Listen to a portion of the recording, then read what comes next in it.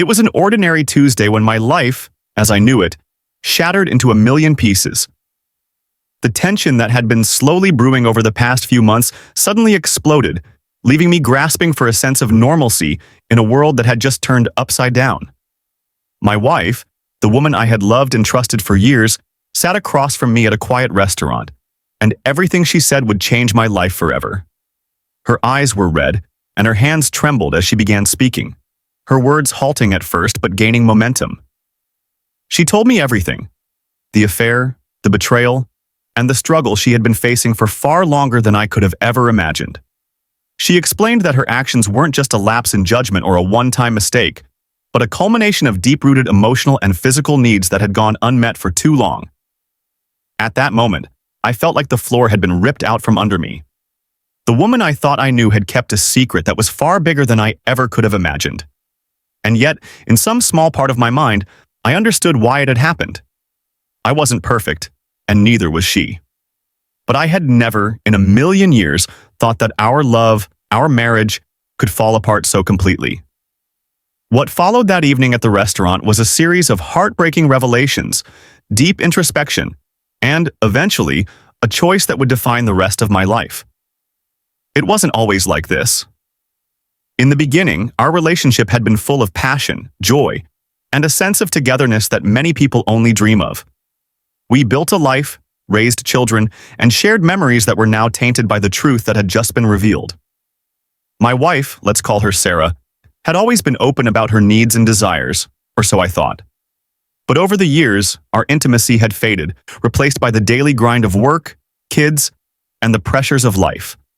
Sarah had always craved closeness. She wanted more than just a connection of the mind. She desired a physical closeness that, over time, I had become complacent about. I had assumed our routine, which included intimacy only once or twice a week, was enough. But for Sarah, it wasn't. She needed more. And when I couldn't provide it, she sought it elsewhere. First in her mind, then in her actions. I never realized how much she was struggling until it was too late. She had tried to communicate her frustrations, but I hadn't been receptive. I thought it was just a phase or something that would pass. I didn't take her seriously when she hinted at her needs. In hindsight, I wish I had listened. The person who became her outlet was someone I never expected.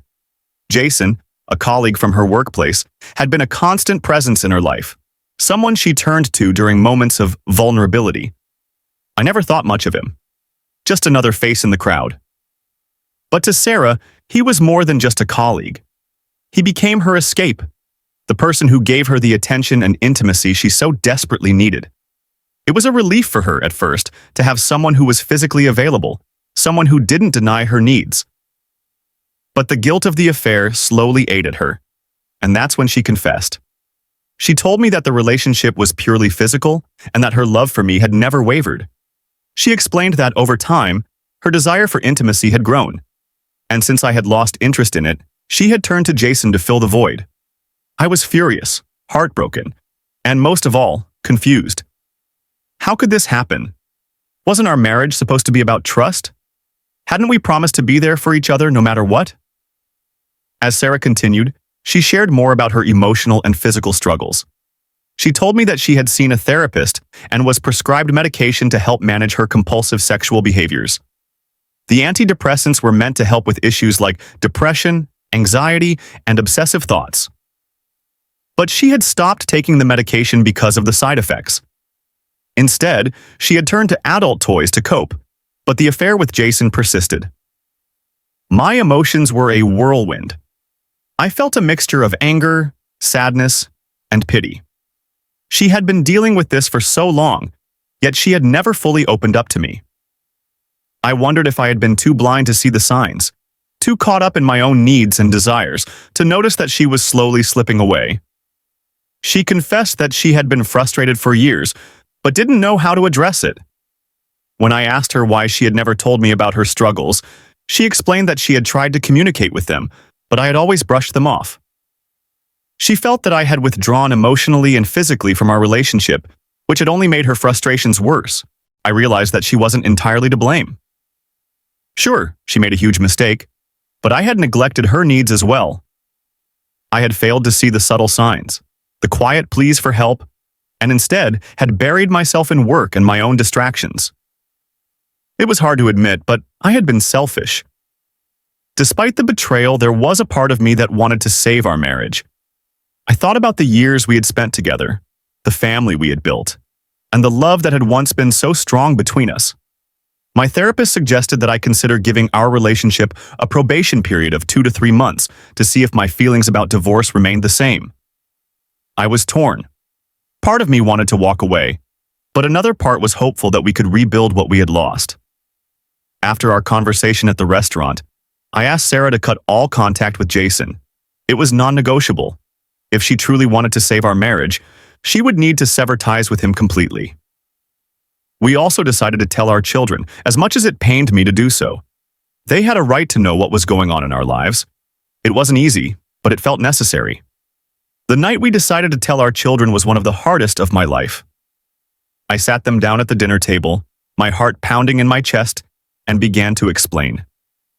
I told them that Sarah's actions were the reason for my initial desire to divorce, but that we were working on reconciliation. When it was Sarah's turn to speak, she struggled to find the right words. She broke down in tears, admitting her mistake and expressing how deeply she regretted her actions. She explained that she had made a huge error in judgment, but that she still loved me and wanted to make things right. My children's reactions were mixed. My daughter in particular was visibly upset. She had always been close to her mother, and now, seeing her in such a vulnerable state, didn't know what to make of it. My son, on the other hand, couldn't contain his anger. He stood up, cursed, and stormed off to his room, slamming the door behind him. My daughter, though hurt, came to me and offered a hug. Her sympathy was genuine, and it made me realize how important it was to maintain a sense of unity, despite everything that had happened. The days that followed were filled with tension, but also small moments of understanding. My wife, Sarah, was deeply ashamed of her actions and began to distance herself from the family, retreating to her room. The children, still processing everything, began to ask questions, but we tried to keep the details to a minimum. Then, one morning, everything changed. Sarah didn't come out of her room. At first, I thought she was just avoiding confrontation, but as the hours passed, I began to worry. By the afternoon, I forced open the door with my daughter's help, only to find Sarah lying motionless in bed. She had taken an overdose. The room was eerily still, and the sight of her lifeless body will forever be etched in my memory. My daughter's frantic calls to emergency services only confirmed what I already feared. She was gone. In the days that followed, we were left to pick up the pieces of our shattered lives. My son was devastated, and my daughter, though supportive, struggled with the complexity of the situation.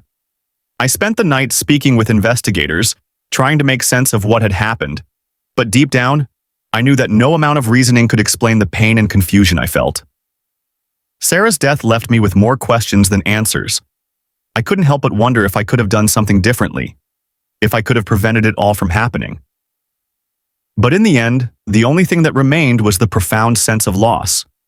My wife, the woman I had once loved with all my heart, was gone, and with her, the life we had built together. As I reflect on everything that has transpired, I realize that the truth, no matter how painful, is always better than the lies. I had spent years ignoring my wife's needs, failing to see the depth of her struggles. But in the end, it wasn't just the affair that tore us apart. It was the lack of communication, the silence, and the unwillingness to confront difficult truths. Now, as I move forward, I am left with the task of rebuilding my life and ensuring that my children have the support they need. Though the road ahead is uncertain, I know one thing for sure. I will never take my relationships for granted again.